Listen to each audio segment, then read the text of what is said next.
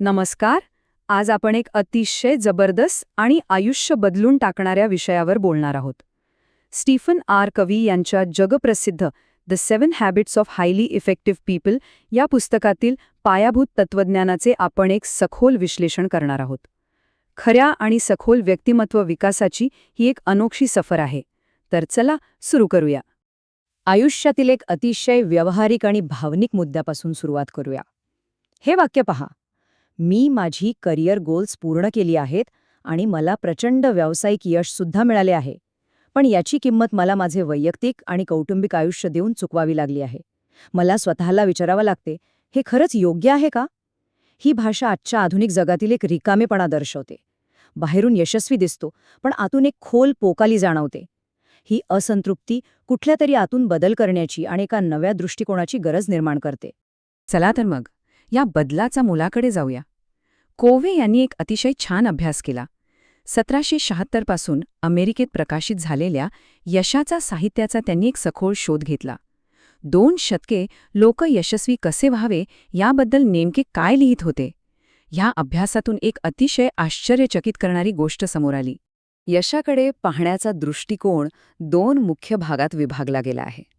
पहिल्या महायुद्धानंतर समाजाचा काळ पर्सनॅलिटी एथिक म्हणजे व्यक्तिमत्व नैतिकतेकडे आला. इथे लक्ष बाह्य रूपावर, तात्पुरत्या उपायावर म्हणजेच क्विक फिक्सेसवर होते. लोक कसे प्रभावित होतील याच्या तंत्रांवर भर दिला गेला. हे एक प्रकारचे सोशल बँडेड होते. पण त्याच्या आधी म्हणजे पहिल्या महायुद्धाच्या आधी 150 वर्ष जास्त भर हा कॅरेक्टर एथिक म्हणजे चारित्र्य नैतिकतेवर होता. इथे प्रामाणिकपणा, नम्रता आणि पायाभूत तत्वांवर लक्ष केंद्रित केले जायचे. एक दिसायला तात्पुरता आहे तर दुसरा एकदम मुळापासून आहे. चारित्र्य नैतिकता खरंच किती महत्वाची आहे हे रॅल्फ वॉल्डो एमर्सन यांचे हे एक वाक्य उत्कृष्टपणे स्पष्ट करते.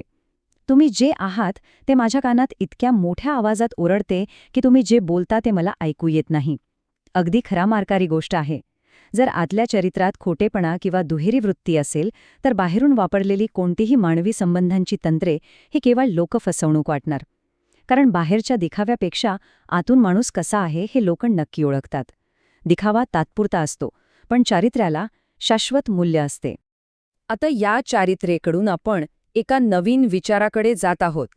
आतून बाहेर म्हणजेच इनसाइड आउट बदल केला पाहिजे ते आपण पाहिले. पण हा आतला बदल नेमका कुठून होतो ह्याचं मूलभूत स्रोत काय आहे? तर तो स्रोत आहे पॅराडाईम. आता पॅराडाईम म्हणजे नेमके काय? थोडक्यात सांगायचे तर हा एक दृष्टिकोन, एक गृहीतक किंवा एक माप म्हणजेच नकाशा आहे. जग कसे आहे हे पाहण्याची ही एक चौकट आहे. एक सोपं उदाहरण घेऊया. समजा आपल्याला शिकागो शहराच्या एका ठिकाणी जायचे आहे, पण आपल्याकडे नकाशाच चुकीचा आहे. आपल्या हातात डिट्रॉइटचा नकाशा आहे. आता आपण कितीही पॉझिटिव्ह विचार केला, कितीही वेग वाढवला, तरी आपण योग्य ठिकाणी पोचू शकत नाही, कारण आधारच चुकीचा आहे. व्यवहार बदलण्यापेक्षा सर्वात आधी नकाशाबरोबर असणं गरजेचे आहे, हो ना?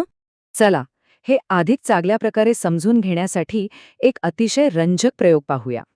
हार्वर्ड बिझनेस स्कूलमध्ये घेतला गेला हा प्रयोग आपण जगाकडे कसे पाहतो आणि आपली धारणा म्हणजे परसेप्शन कशी तयार होते हे एकदम उत्कृष्टपणे सिद्ध करतो.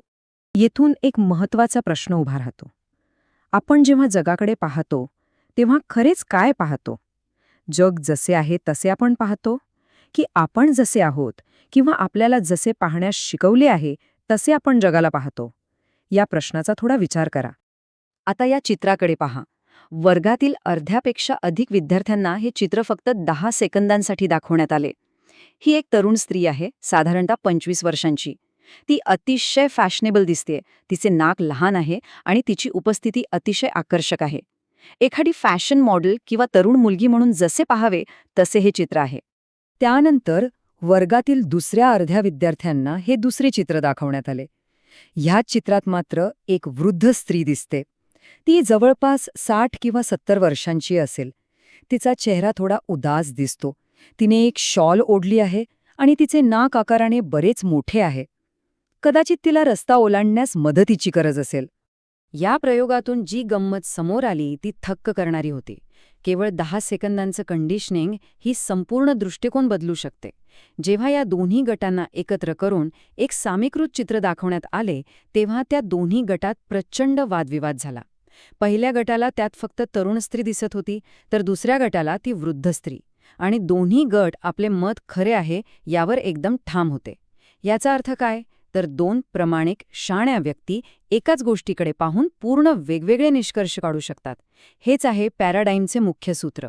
आपली भावनिक धारणा किती लवकर बदलू शकते याचं एक अतिशय हृदयस्पर्शी उदाहरण आहे. न्यूयॉर्क सबवेमधला एक अनुभव डोळ्यासमोर आणा. एक शांत प्रवास सुरू असतो. अचानक एक माणूस त्याच्या दंगा करणाऱ्या मुलांसोबत आत येतो. मुलं आक्रमक होती, दंगा करत होती, पण तो माणूस गप्पा बसून होता. प्रवासांना त्याचा प्रचंड त्रास होत होता. लेखकाने नहावला होऊन त्याला विचारले की तो मुलांना शांत का करत नाही. तेव्हा तो माणूस भानावर आल्यासारखा म्हणाला, आपण नुकतेच हॉस्पिटलमधनं आलो आहोत, जिथे 1 तासापूर्वी या मुलांच्या आईचं निधन झाले. मला काय करावे ते समजत नाहीये आणि त्यांनाही. एका क्षणात तिदकार आणि रागाची जागा करुणा आणि सहानुभूतीने घेतली. हा होता पॅराडाईम शिफ्ट, दृष्टिकोनात अचानक झालेला आमूलाग्र बदल. आपण हे पाहिले की आपले दृष्टिकोन व्यक्तिनिष्ठ म्हणजेच सब्जेक्टिव्ह आहेत. पण जगात काही गोष्टी अशा आहेत ज्या वस्तुनिष्ठ आणि निश्चित आहेत. त्या कधीच बदलत नाहीत. यांना आपण लाईट हाऊस प्रिन्सिपल्स किंवा दीपगृहाची तत्वे म्हणू शकतो. हे समजून घेण्यासाठी एक अतिशय गमतीशीर पण मार्मिक कथा आहे. एक युद्धनौका धुक्यातून प्रवास करत असते. त्यांना समोर एक प्रकाश दिसतो. कॅप्टन संदेश पाठवतो, आपण धडकण्याच्या मार्गावर आहोत, तुमची दिशा 20 डिग्रीने बदला. समोरून उत्तर येते, तुम्हीच तुमची दिशा बदला. कॅप्टन चिडतो आणि म्हणतो, मी युद्धनौका आहे, दिशा बदला. समोरून अंतिम आणि शांत उत्तर येते, मी एक दीपगृह आहे. किती सुरेख उदाहरण आहे हे. जेव्हा मानवी अहंकार आणि नैसर्गिक नियमांची टक्कर होते, तेव्हा दीपगृह म्हणजेच नियम कधीच हलत नाही. आपल्यालाच आपले मार्ग बदलावे लागतात. हाय दीपगृहाची तत्वे म्हणजेच आपले शाश्वत नियम आहेत. न्याय, प्रामाणिकपणा, मानवी प्रतिष्ठा, सेवा आणि विकास ही नैसर्गिक तत्वे आहेत. आपण त्या तत्वांना मोडू शकत नाही. आपण केवळ त्यांच्या विरोधात जाऊन स्वतःला मोडू शकतो. आपले नकाशे म्हणजे आपले पॅराडाईम्स या दीपगृहाच्या तत्वांशी जितके जोडलेल्या असतील, तितका आपला प्रवास अधिक यशस्वी आणि सुखद होईल. म्हणूनच आपल्याला नेमके कुठे काम करायचे आहे हे हेनरी डेव्हिड थॉरो यांच्या या वाक्यातून अगदी स्पष्टपणे दिसून येते. वाईताच्या पानावर घाव घालणाऱ्या हजारो लोकांमध्ये असा एकच असतो जो त्याच्या मुलावर घाव घालतो. जर आयुष्यात मोठा आणि खरा बदल घडवून आणायचा असेल तर दृष्टिकोन आणि चरित्र या आपल्या मुलावर काम करण्यास सुरुवात करायला हवी. वर्तन आणि व्यक्तिमत्वाच्या पानावर घाव घालण्याने खरा विकास कधीच होणार नाही. या संपूर्ण विश्लेषणाच्या शेवटी एक अतिशय महत्त्वाचा प्रश्न समोर येतो. आपण आतापर्यंत जे काही पाहिले त्या आधारावर आपण नक्की काय करत आहोत? काय आपण केवळ आपल्या व्यवर्तनाच्या पानावर घाव घालत आहोत, की आपण आतल्या चारित्र्याच्या आणि दृष्टिकोनाच्या मुळावर घाव घालायला तयार आहोत? खरा बदल हा इनसाइड आउट म्हणजे आतून बाहेर येतो, हे कधीही विसरू नका. पुढच्या वेळी कोणत्याही परिस्थितीकडे पाहताना स्वतःला नक्की विचारा, माझा नकाशा बरोबर आहे का? धन्यवाद.